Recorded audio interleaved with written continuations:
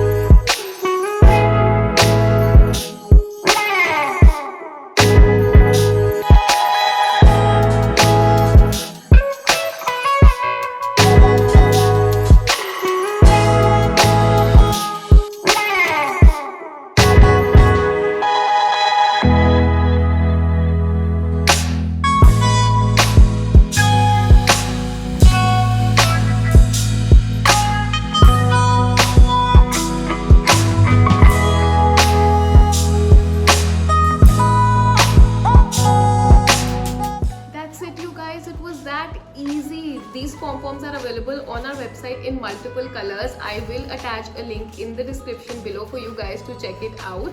If there are any more DIYs that you would like us to cover, please let us know in the comments and we will gladly help you out.